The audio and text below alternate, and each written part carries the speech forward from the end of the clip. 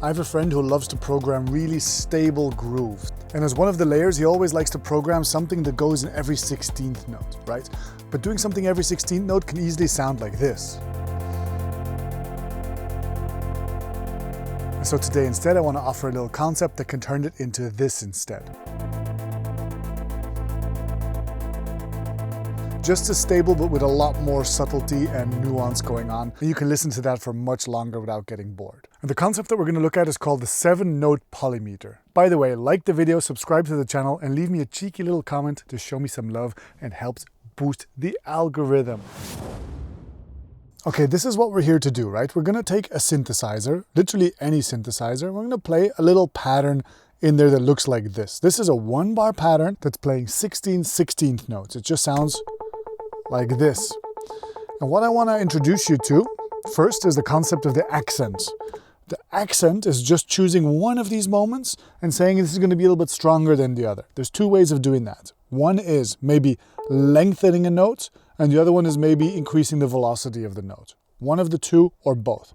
Let's only do the lengthening for now, and it's immediately going to draw attention, or it's immediately going to accent that particular note.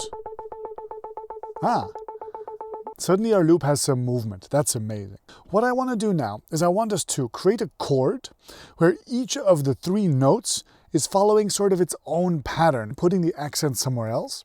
And 1 or 2 or all 3 of those patterns I'm going to want to turn into a polymeter. And a polymeter is just a loop that is not exactly 1 bar long, so that it doesn't always repeat at the same length. Specifically today, I want us to focus on the 7-note polymeter. So every 7 notes, in this case 7 16th notes, we want our thing to loop back towards the start. So first of all, let's leave this at 1 bar because that's the 1 bar that our polymeter is going to work against. Let's duplicate this channel by doing Command D or Control D. And so we're going to use the exact same clipper. We're going to move this note up to the C. So what we're constructing is basically an A minor chord, right? One of the most basic chords. We're doing this, plus this, plus this.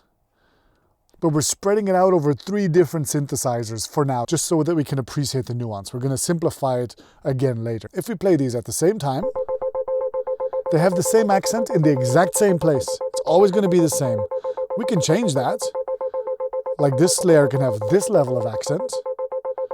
But still every 1 bar it loops around and goes back to being the exact same. So let's instead make this a polymeter by bringing it down to 7 and doing 1, 2, 3, 4, 5, 6, 7. Let's accent a few of these. Let's say this one and this one. Okay, now it's constantly moving. It's not always repeating at the same moment. And let's do another layer above with the E. And I'm going to keep that 7-note polymeter, but maybe I'll just have it start somewhere else. There we go. Or no, let's go crazier. Let's make it 5 notes. All right. Interesting, right?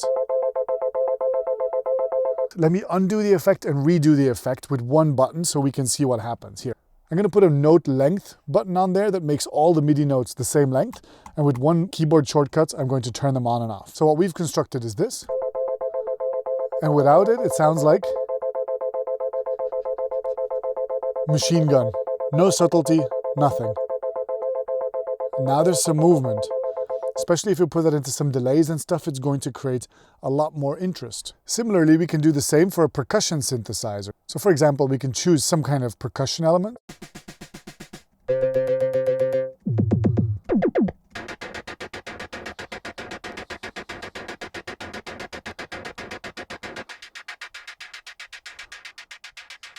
And you see how this also is interesting? And to appreciate what a polymeter does, you often want to offset it against some kind of stable drum pattern. So something like this.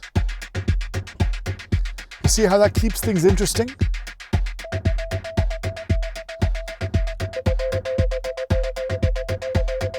Now, super cool, but what if I want to create a chord progression? What if I want to turn this into something that I can actually use in an honest-to-God musical composition? Well, what I would do, I would just delete all the synthesizers on these so that these 3 channels now only output MIDI data. And where do they output MIDI data to?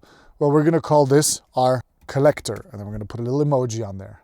A little eyeball, because he can see everything. Now we're going to set the MIDI to the collector.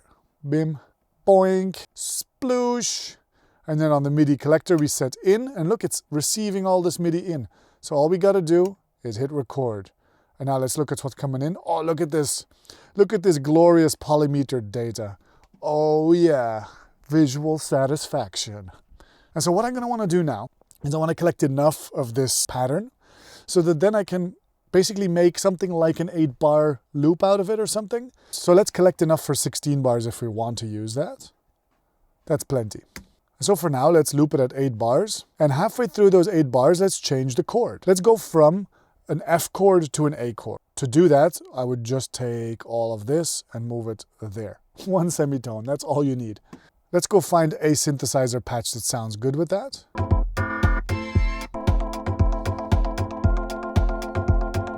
Quite like this. Let's put a bunch of delay on there, no?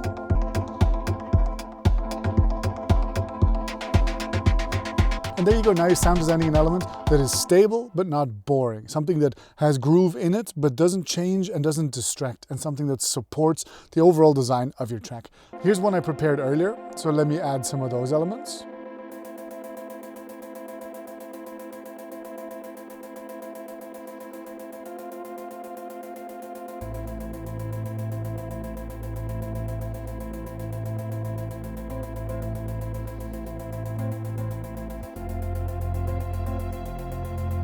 Just more elements, nothing distracting.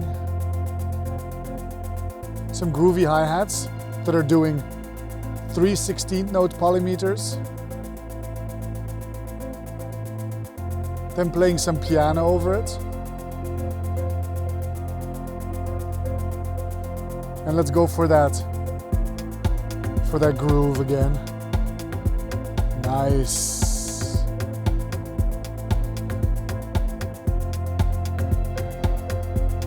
Now please excuse me, I have to go finish my track by adding just a touch of vocals. Trying to use my voice more. Please be supportive.